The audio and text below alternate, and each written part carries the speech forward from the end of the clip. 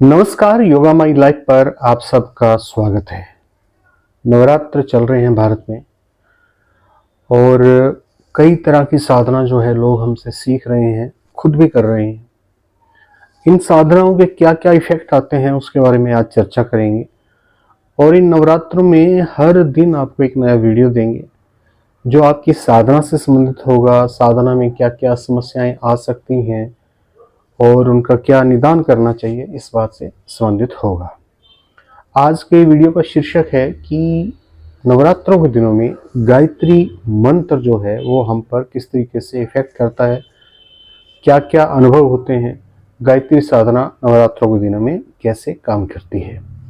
इस पर तो मैं ऑलरेडी वीडियो बना चुका हूं कि नवरात्रों के दिनों में गायत्री साधना कैसे करें। मैंने कुछ और मंत्र भी उसके अंदर ऐड किए, जैसे कि पावमान मंत्र है, अस्तोमा सदगमे तमसोमा ज्योतिर्गमे मृत्युमा अमृतमगमे। इसके साथ ओम का उच्चारण ऐड किया और वो प्रोसेस पूरा मैंने बताया।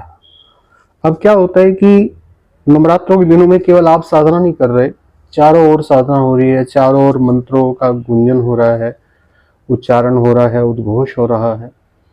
उसकी वजह से वातावरण में जो आध्यात्मिकता है, उसके जो वाइब्रेशन है वो हाइकअप हो जाते हैं। यानी कि माहौल जो है खुद ब खुद जो आध्यात्मिक हो जाता है और इन दिनों में जितने भी आध्यात्मिक क्रियाकलाप हम करते हैं वो सुपर बेस्ट जो है हमें रिजल्ट देते हैं। अब गायत्री मंत्र क्या करेगा? जब आप गायत्री मंत्र की साधना करेंगे उसको बल तो बाहर से भी मिल रहा है। पहले तो बाहर से नहीं मिलता था क्योंकि नॉर्मल डेज में ऐसा नहीं होता, लेकिन गायत्री जब नवरात्रि के दिन होते हैं तो फिर बाहर से भी बल मिलता है। तो बहुत सारे वाइब्रेशंस जो हैं आपके जो चारों ओर आपके शरीर पर हासिल होंगे, आपको शरीर में अनुभव होगा, महसूस होंगे। जैसे कि सहस्त्रार चक्र पे वाइब्रेशन महसूस होते हैं। अगर गायत्री मंत्र का सही इफेक्ट लेना हो तो उसका जो तरीका है वो सहस्त्रार चक्र से ही संबंधित है। उस पर भी हमारा वीडियो आएगा, इन्हीं नवरात्रों के दिनों में ही आएगा। तो नवरात्रों में गायत्री मंत्र क्या करेगा? वाइब्रेशन पैदा करेगा। जो सबसे ज्यादा वाइब्रेशन पैदा हो सकते हैं वो मणिपुर चक्र पे हो सकते हैं। मणिपुर चक्र हो सकता है कि इतना ज्यादा वाइब्रेशन इसके ऊपर होने लगे कि सामने वाले को दिखने भी लगे कि हाँ, इसके इस जगह पे नाभि पे जो बड़ी जोर से इसकी नाभि धड़क रही है और नाभि पे बहुत ज्यादा वाइब्रेशंस हो रही हैं। कोई सामने वाला भी जो है आपको इस तरीके से देख के बता सके और आप भी हैरान हो जाएंगे। अगर आपके साथ ऐसा हो कि धड़ धड़ धड़ धड़ एक इंजन की तरह जो है आपकी नाभि ऐसे उछलने लगे तो उसमें आप हैरान हो जाएंगे। लेकिन आप चिंता मत कीजिएगा, वो एक अच्छा सिग्नल है, उसमें कोई भी समस्या नहीं है। उस वक्त अगर आपको यहाँ पे पेन ज्यादा हो रहा है, उससे पेन भी यहाँ पे होता है और ये भी हो सकता है कि पेट में थोड़ी बहुत गड़बड़ भी हो जाए। तो उसके लिए हम कुछ टेबलेट्स वगैरह भी ले सकते हैं। अगर पेट में गड़बड़ हो जाए तो, पेन हो जाए तो पेन के लिए भी कोई दवा ले सकते हैं, क्योंकि ये पेन अगर शुरू होता है तो वो कई दिन तक रहेगा, लेकिन वो चिंता की बात नहीं है, अपने आप भी रिमूव हो जाएगा। लेकिन ज्यादा लगने लगे तो मेडिसिन भी ले सकते हैं। तो वाइब्रेशंस हो सकते हैं।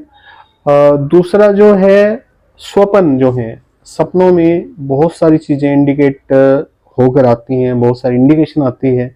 स्वप्नों का इन दिनों में खास तौर पे ख्याल रखें। ये जो नवरात्र के दिन है इनका बहुत महत्व होता है। स्वप्न इसके दौरान जो आते हैं, स्वप्न जब कोई आए, एक बार आए तो कोई बात नहीं, दोबारा आए तो फिर उसके ऊपर आप थोड़ा सीरियस हो जाएं और एक कॉपी पेन बना लें। साधना के दौरान कोई भी स्वप्न आता है या कोई भी अलग एक्सपीरियंस होता है, चाहे स्वप्न में ना हो, दिन में हो, उसके प्रति आप संवेदनशील हो जाएं, उसको नोट डाउन करें कि ये किस तरीके से एक्सपीरियंस हुआ।